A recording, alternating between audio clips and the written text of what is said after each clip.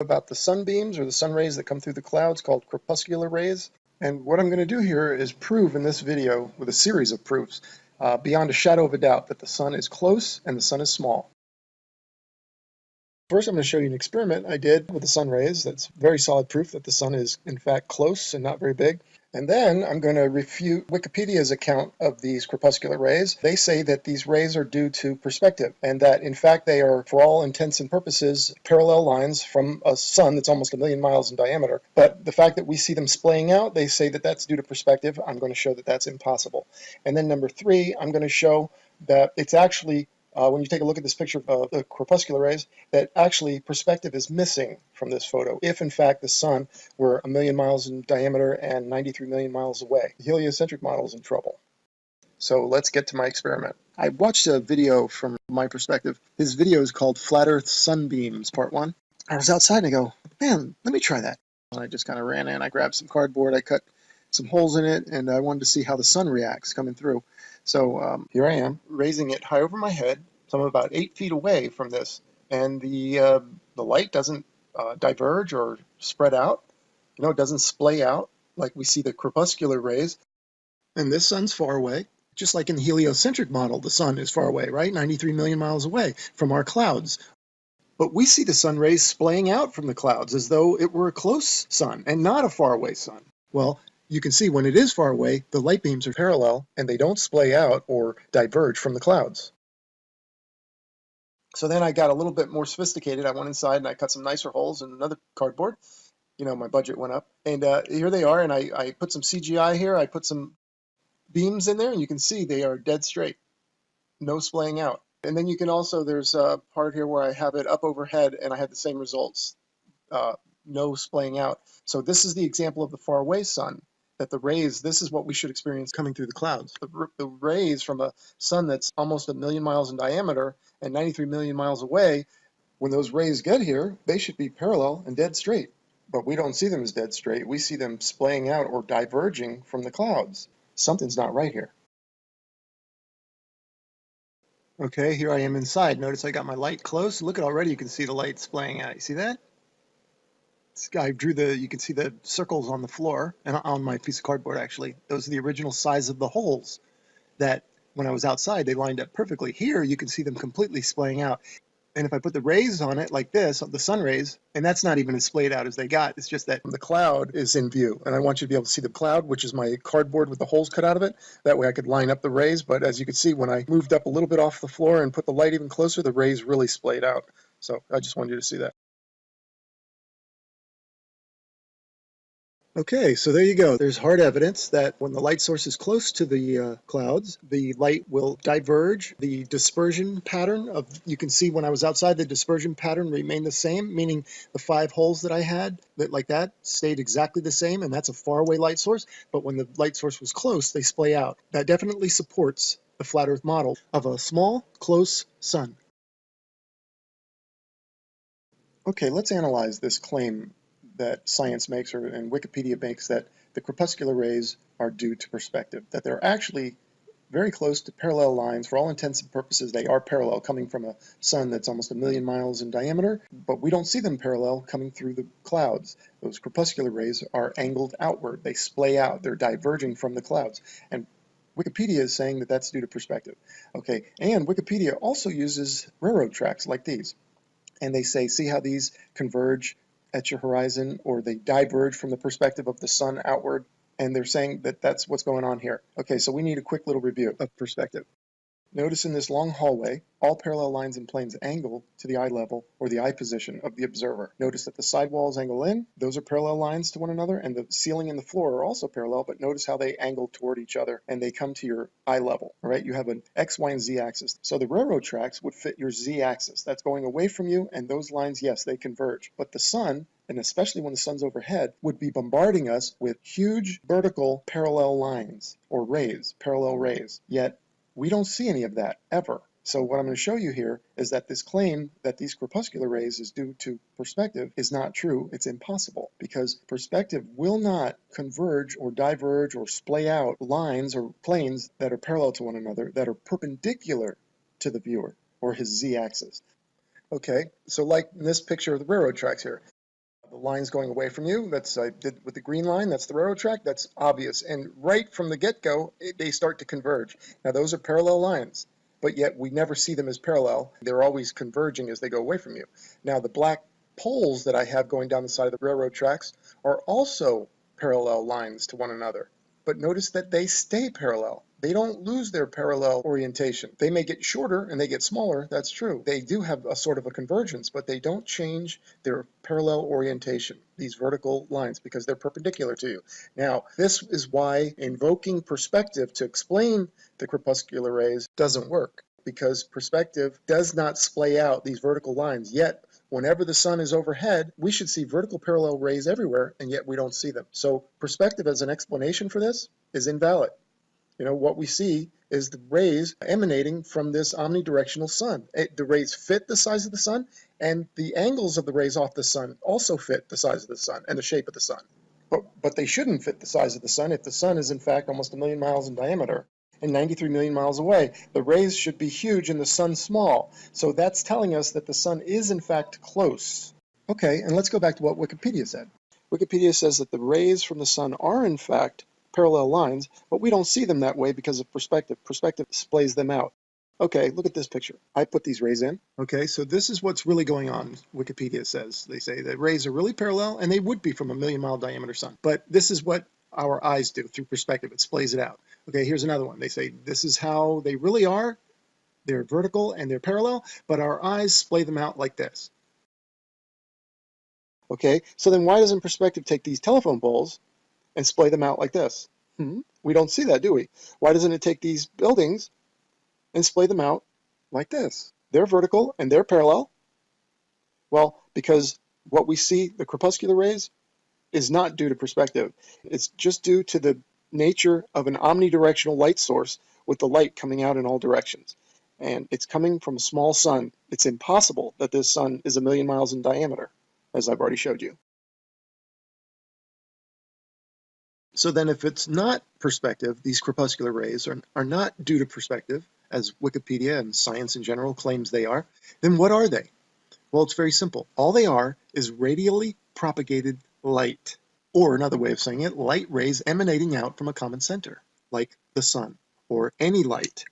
And I understand that the light rays coming off the sun looks like perspective. It shares the common trait where, with perspective, all the lines and planes converge at a point in the distance called your vanishing point. The sun also has that look, where looks like the rays all converge at a point in the center of the light. Actually, the light rays are emanating out from a common center, but I can understand how they look alike, but they're not the same. Okay, that's all it is. And so, as we've already proved, that perspective can't explain the crepuscular rays, because where are all the vertical parallel sun rays then? They don't exist. Okay, so next I'm going to show you with streetlights and sunlight and how they look exactly alike. Okay, let's take a look at some light rays. Let's look at how the sun and a street lamp look the same. The one on the left is a street light, and the one on the right is the sun. Okay, notice that the light source and the rays match one another. And with the street light, that light is here on Earth, right? It's right there on your street. And those rays look in proportion to that light. They're also here, right? On your street or wherever you see that light. The sun, they're telling us, is actually far away, but the light rays are close. Like when we see these crepuscular rays coming through the clouds. And did you know that streetlights also have crepuscular rays, just like the sun does? And you know what? They look identical. Let's have a look. Here on the left, that's a street light, and those are crepuscular rays coming off of that street light, and they look identical. They are in the same proportion as our sun and its rays. And you can't say that that's perspective, because they're right there, and as we've seen, perspective can't explain those rays anyway. So those rays are nothing more than radially propagated light. In other words, it's light coming from a common center. That's all. And look at this one. The left one is a street light, the one on the right are the sun rays. They are both in proportion to one another. The light source matches its rays, which indicates that they're both local. Okay, and this street light is here. We know it's here, and we know those crepuscular rays are here. There's no fooling us and telling us it's 93 million miles away or 1 million miles in diameter. And it looks just like the sun, that they're telling us is far away and huge, and whose light rays are here, though, on the Earth. Same here. Same as what we see in the sky. The sun matches the sun rays. But in the heliocentric model, with the sun that's 93 million miles away and almost a million miles in diameter, the rays should be completely out of proportion, like this. We shouldn't maybe even see the sun. Maybe the sun should just be a blob of light on the other side of our lit up atmosphere from these huge rays. I mean, we see the sun like it's in our atmosphere, like it's close, but it can't be, according to the heliocentric model.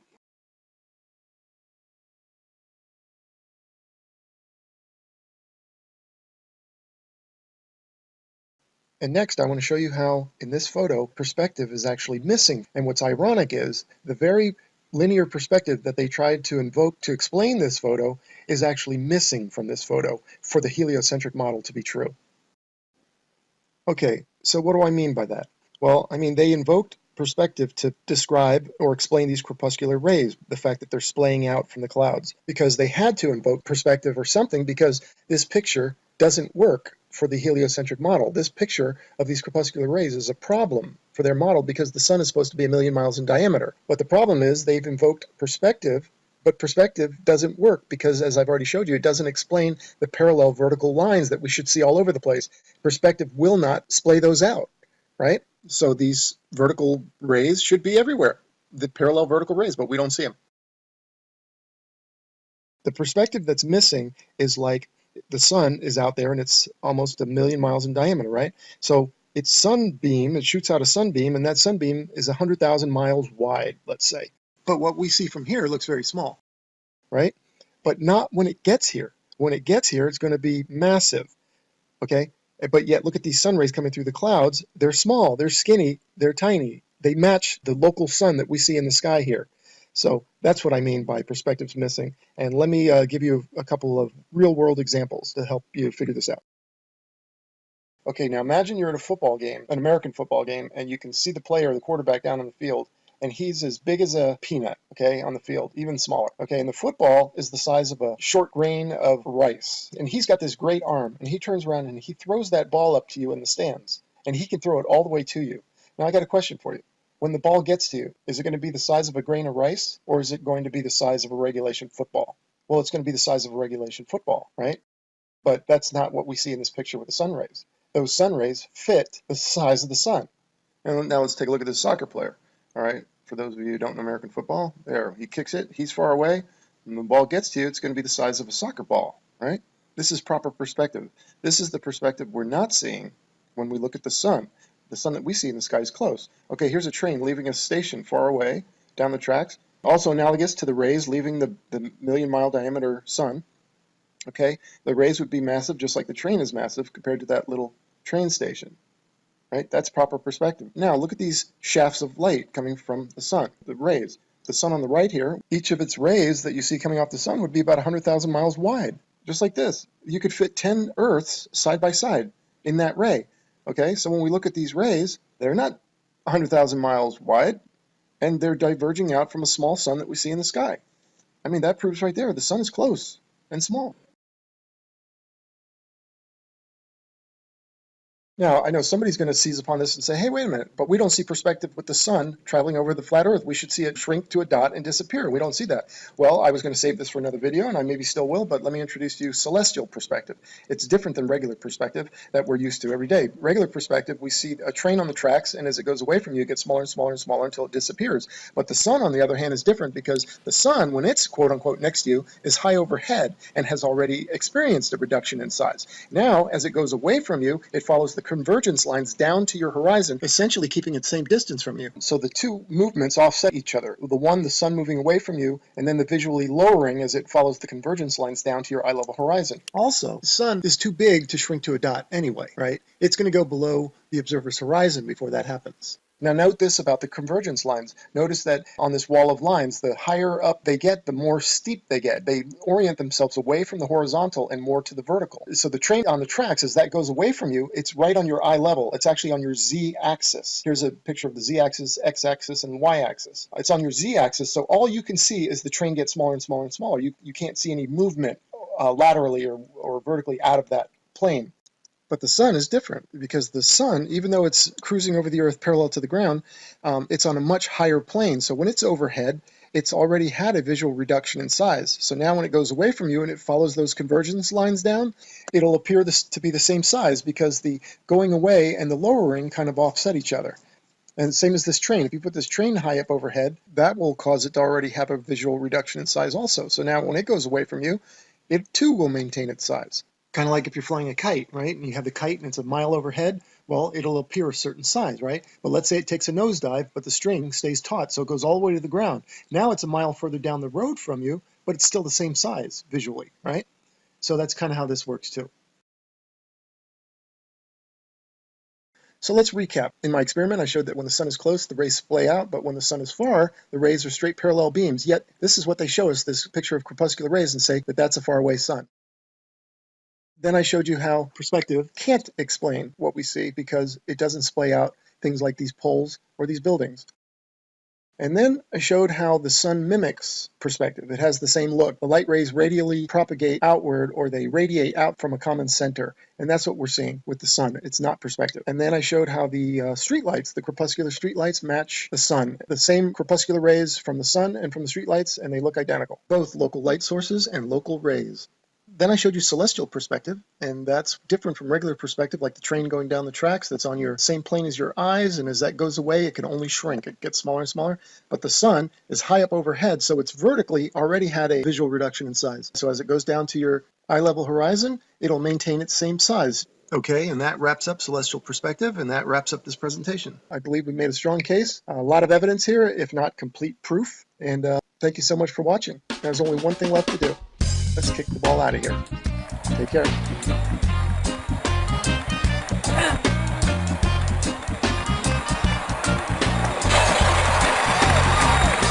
The earth is flat, living in illusion. The earth is flat. We take some illusion. The earth is flat, living in illusion. So people don't know what to do. The earth is flat, living in illusion. The earth is flat, staging illusion.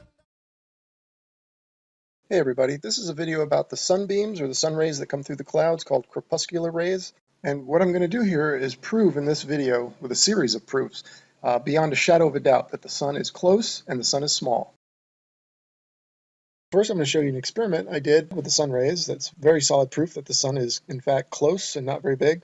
And then I'm going to refute Wikipedia's account of these crepuscular rays. They say that these rays are due to perspective, and that in fact they are, for all intents and purposes, parallel lines from a sun that's almost 1 million miles in diameter. But the fact that we see them splaying out, they say that that's due to perspective. I'm going to show that that's impossible. And then number 3, I'm going to show that it's actually when you take a look at this picture of the crepuscular rays, that actually perspective is missing from this photo, if in fact the sun were 1 million miles in diameter and 93 million miles away. The heliocentric model is in trouble. So let's get to my experiment. I watched a video from my perspective. This video is called Flat Earth Sunbeams, Part 1. I was outside and I go, man, let me try that. And I just kind of ran in, I grabbed some cardboard, I cut some holes in it, and I wanted to see how the sun reacts coming through. So here I am, raising it high over my head, so I'm about 8 feet away from this, and the light doesn't diverge or spread out. You know, it doesn't splay out like we see the crepuscular rays. And this sun's far away, just like in the heliocentric model, the sun is far away, right? 93 million miles away from our clouds. But we see the sun rays splaying out from the clouds as though it were a close sun and not a faraway sun. Well, you can see when it is far away, the light beams are parallel and they don't splay out or diverge from the clouds. So then I got a little bit more sophisticated. I went inside and I cut some nicer holes in another cardboard. You know, my budget went up. And here they are, and I put some CGI here. I put some beams in there, and you can see they are dead straight. No splaying out. And then you can also, there's a part here where I have it up overhead, and I had the same results. No splaying out. So this is the example of the far away sun. That the rays, this is what we should experience coming through the clouds. The rays from a sun that's almost 1 million miles in diameter and 93 million miles away, when those rays get here, they should be parallel and dead straight. But we don't see them as dead straight. We see them splaying out or diverging from the clouds. Something's not right here. Okay, here I am inside. Notice I got my light close. Look at already, you can see the light splaying out. You see that?